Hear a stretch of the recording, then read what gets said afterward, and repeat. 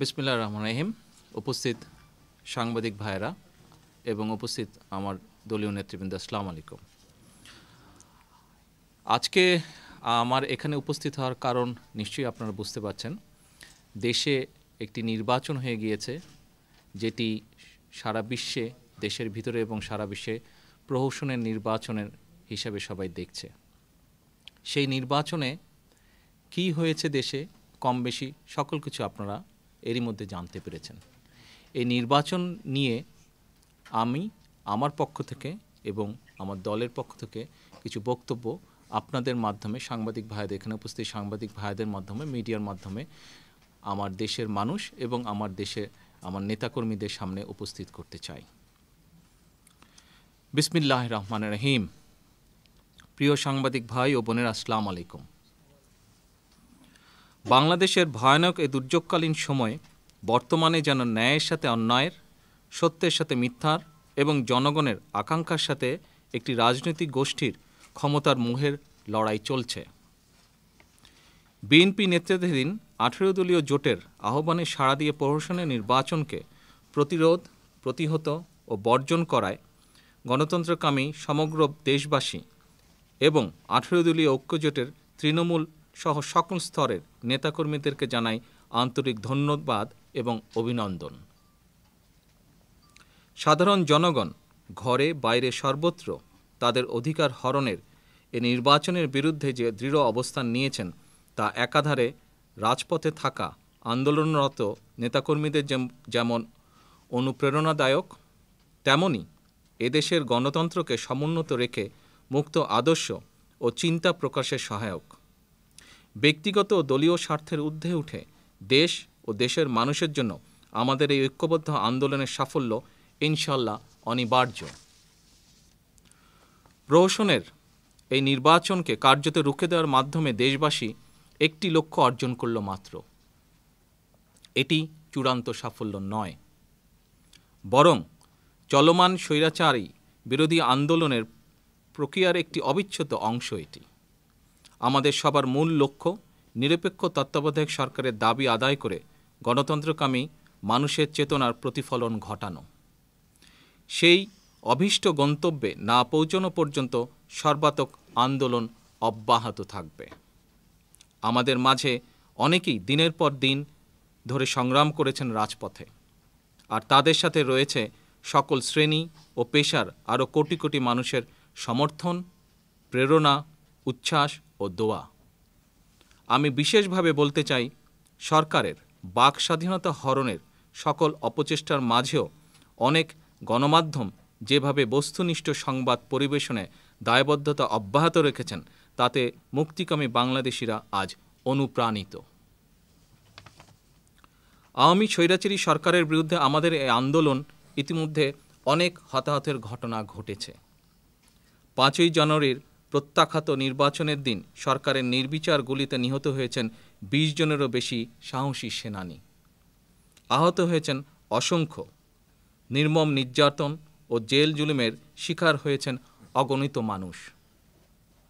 সমগ্র বাংলাদেশ যেন আজ এক রক্তের উপত্যকা, যার অলিতে গলিতে বাজছে বিপ্লবের সুর আর চলছে বিপ্লবীর কীর্তি।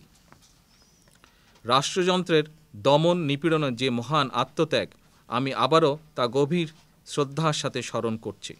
16 কোটি মানুষের বড় একটি অর্জনের জন্য তথা সরকারের চাপিয়ে দেওয়া পরাধীনতা এবং জনগণের আর্থসামাজিক ও রাজনৈতিক অধিকার পুনরুদ্ধারের জন্য পরিবার পরিজন সহযোদ্ধা হারানোর গভীর কষ্ট বুকে চেপেই আমাদের আন্দোলনকে অব্যাহত রাখতে হবে। ক্ষতিগ্রস্ত মানুষ ও তাদের পরিবারসমূহের সেই আত্মত্যাগে সংগ্রামরত বাংলাদেশিরা ইনশাল্লাহ কোনো দিনই ভুলবে না। আত্মত্যাগের এই স্মৃতিই হবে আমাদের গণতন্ত্র পুনরুদ্ধারের চূড়ান্ত আন্দোলনের সংগ্রামী প্রেরণা। সেই আত্মত্যাগকে অর্থবহ করে তুলতে প্রয়োজনে সর্বোচ্চ ত্যাগ স্বীকার করে যে কোনো মূল্যে চূড়ান্ত লক্ষ্যে পৌঁছতে হবে। প্রবাসে চলমান চিকিৎসার কারণে বর্তমানে আমি অতীতের মতন রাজপথের আন্দোলনে শরিক হতে পারছি না, কিন্তু আমার চিন্তা, চেতনা, ভাবনা, পরিকল্পনা সব কিছুর আবর্তন বাংলাদেশ, বাংলাদেশের জনগণ ও চলমান আন্দোলনকেই ঘিরে। আপনাদের নিরাপত্তার নিশ্চয়তা এবং আন্দোলনের সাফল্য আমার জীবনী শক্তি। একইভাবে আপনাদের উপরে নেমে আসা আঘাত আমাকে শোকাহত করে তোলে। বিএনপির তৃণমূল সহ সকল পর্যায়ের নেতাকর্মীর প্রতি আমার প্রত্যাশা, আমার শারীরিক অনুপস্থিতি যেন বাংলাদেশি জাতীয়তাবাদের আজকের এই ঐতিহাসিক সংগ্রামের পথে বাধা হয়ে না দাঁড়ায়। দেশের মানুষকে সাথে নিয়ে গড়া আপনাদের তীব্র আন্দোলন যেন আজ প্রতিফলিত হয় যে আপনারা বাংলাদেশি জাতীয়তাবাদের প্রতীক, বাংলাদেশের স্বাধীনতা ও সার্বভৌমত্ব রক্ষার সৈনিক। আপনারা মনে রাখবেন, এই আন্দোলনে দেশ ও দেশের বাইরে থাকা প্রত্যেকটি বাংলাদেশির সমর্থন রয়েছে। বিশ্বের সকল রাষ্ট্র ও গণমাধ্যম একচ্ছত্রভাবে আমাদের এই মুক্তির সংগ্রামের পক্ষাবলম্বন করেছে। দলের নেতাকর্মীদের উদ্দেশ্যে আমার নির্দেশনা থাকবে, আপনারা নিজ নিজ এলাকায় শত প্রতিকূলতার মাঝে হলেও সংগ্রাম করে গণতান্ত্রিক আন্দোলনকে যে কোনো মূল্যে অব্যাহত রাখবেন। সবাই এক হয়ে আলোচনার মাধ্যমে সাংগঠনিক ভিত্তিকে মজবুত করে নিজ নিজ এলাকার জনগণকে একাত্ম করে সর্বশক্তি দিয়ে ঝাঁপিয়ে পড়ুন। আমাদের প্রতিটি অঙ্গ সংগঠনের বিভিন্ন পর্যায়ের সকল সদস্য যদি আন্দোলনে আন্তরিকভাবে শরিক হন, ইনশাআল্লাহ পৃথিবীর কোনো শক্তির পক্ষে আমাদেরকে দমিয়ে রাখা সম্ভব হবে না। এত বিশাল নিবেদিত প্রাণ জনসমর্থিত একটি দলকে কেউ অভীষ্ট লক্ষ্য থেকে বিচ্যুতি করতে পারবে না। অবশ্যম্ভাবী বিজয় হয়ে উঠবে সময়ের ব্যাপার মাত্র। মনে রাখবেন, আমাদের এই আন্দোলন শুধু আমাদের একা নয়। দেশের রাজনৈতিক, অরাজনৈতিক সর্বস্তরের মানুষ আজ চাইছে যেন আমরা সফল হই, এই স্বৈরাচারী উৎখাত করি। এক চুল পরিমাণ ছাড় না দিয়ে জনগণের জানমালের নিরাপত্তা নিশ্চিত করে গণতন্ত্র পুনরুদ্ধারের লড়াইকে আপনারা পরবর্তী ধাপে উন্নীত করে দেশকে শীঘ্রই স্বৈরাচার ও অপশাসন মুক্ত করবেন ইনশাআল্লাহ। প্রশাসন ও আইনশৃঙ্খলার স্বার্থে সংশ্লিষ্ট ব্যক্তিবর্গ যারা 5ই জানুয়ারির কলঙ্কিত নির্বাচন প্রক্রিয়ার সাথে জড়িত ছিলেন, নিজ চোখে সরকারের কারচুপি ও অরাজকতা দেখেছেন, তাদেরকে আমি অনুরোধ করব, নিজের বিবেকের কাছে সততা নিয়ে প্রশ্ন করুন।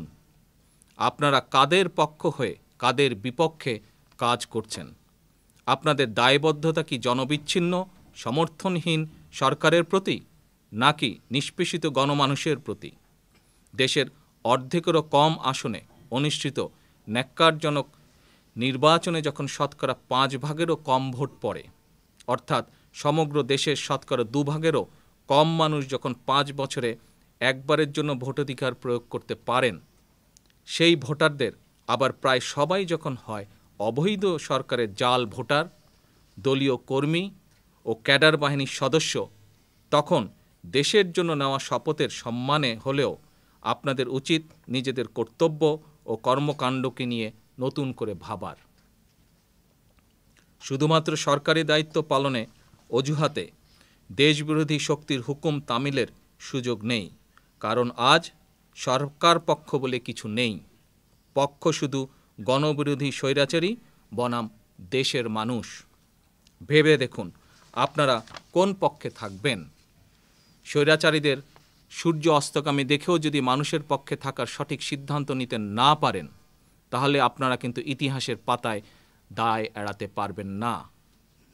আমার উদাত্ত আহ্বান, দেশবাসীর প্রত্যক্ষ ও পরোক্ষ অংশগ্রহণে এগিয়ে চলা এই আন্দোলনে যার যার অবস্থান থেকে সবাই সর্বাত্মক প্রতিরোধ গড়ে তুলুন। দেশের প্রতিটি ইঞ্চি মাটিকে, প্রতিটি বাড়িকে গণতন্ত্র প্রতিষ্ঠার সংগ্রামের কেন্দ্রবিন্দুতে পরিণত করুন। ৭১ আমরা এভাবেই দেশকে হানাদার মুক্ত করেছিলাম।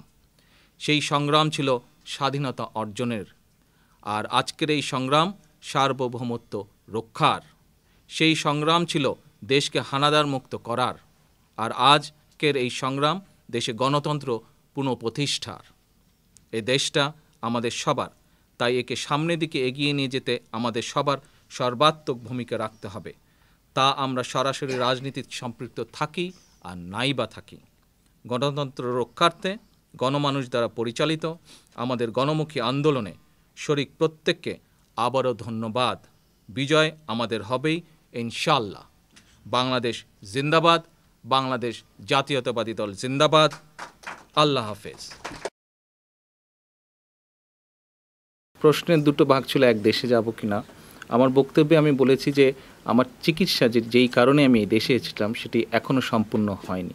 সেটি সম্পূর্ণ হলে ডেফিনেটলি ইনশাল্লাহ দেশে ফিরে যাব। আর দ্বিতীয় যেটি আপনি বললেন, দ্বিতীয় প্রশ্নটি যে মানুষ সেই আহ্বানটা অ্যাকসেপ্ট করছে কিনা। আপনি যদি আজকে সারা দেশের নির্বাচনের চিত্র দেখেন তাহলে এর মধ্যে যেভাবে আমাদের বিভিন্ন পর্যায়ের নেতৃবৃন্দকে এই স্বৈরাচারী সরকার যেভাবে জেল জুলুম নির্যাতন হয়রানি করেছে, তারপরেও যেভাবে সুযোগ হয়েছে বিএনপি নেতৃবৃন্দ যখনই যার যে অবস্থান থেকে সুযোগ হয়েছে মানুষের সামনে যে বক্তব্য স্থাপন করে দেশের মানুষকে যে আহ্বান জানিয়েছে, আজকের নির্বাচন এবং নির্বাচনের পরিবেশ প্রমাণ করে।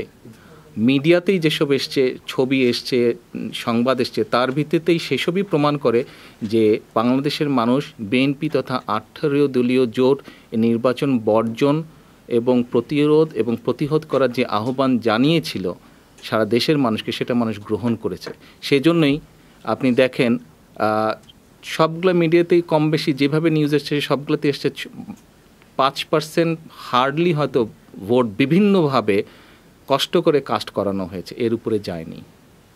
ডেফিনেটলি বাংলাদেশে মানুষ গণতন্ত্র পছন্দ করে এবং এই মুহূর্তে গণতন্ত্র বাংলাদেশে বন্দী।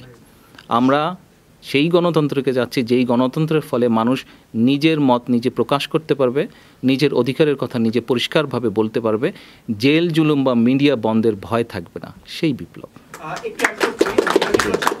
ভিডিও বার্তাকে আওয়ামী লীগ অভিযোগ করছে নির্বাচনকালীন সময়ে সহিংস আন্দোলনের আপনি ডাক দিয়েছেন। ওই প্রশ্নটা আগের প্রশ্নের সাথে মিলিয়ে এটাকে আপনি কিভাবে ব্যাখ্যা করবেন? এটা দেশের মানুষের উপরে ছেড়ে দিলাম এই বিচারের ভার। এটা দেশের মানুষই বিবেচনা করবেন। দেখুন, আমার যদি গতদিনকার বক্তব্যটা আপনি খেয়াল করে থাকেন, সেখানে বলেছিলাম যে গণতন্ত্র রক্ষার জন্য 2008 সালে যদিও সেই নির্বাচনটি প্রশ্নবিদ্ধ ছিল, তারপরেও গণতন্ত্র রক্ষার জন্য আমরা সংসদে গিয়েছিলাম, সেই নির্বাচনকে আমরা মেনে নিয়েছিলাম। নির্বাচনের ফলাফল এখনও আমাদের কাছে প্রশ্নবিদ্ধ, অনেকের কাছেই। তো আর এই যে প্রহসনের নির্বাচন গতকাল হয়ে গিয়েছে, প্রহসনের নির্বাচনের মাধ্যমে যারা ক্ষমতায় আসে ডেফিনেটলি তারা বৈধ সরকার নয়। তো বৈধ যে না, তার সাথে আর আলোচনার কি কারণ থাকতে পারে? জনগণ তো আজকে ভোটে অংশগ্রহণ না করার মাধ্যমেই জনগণ বলে দিয়েছে যে বিএনপি যেদিকে যাচ্ছে বা বিএনপি যেসব স্টেপস নিয়েছে বা বিএনপি যেই জনগণের যেই দাবি জনগণের সামনে উপস্থাপন করেছে, that is very much correct. তো এখন তত্ত্বাবধায়ক আন্ডারে একটা কেয়ারটেকার নিরপেক্ষ তত্ত্বাবধায়কের আন্ডারে নির্বাচনই হচ্ছে একমাত্র সলিউশন। Thank you.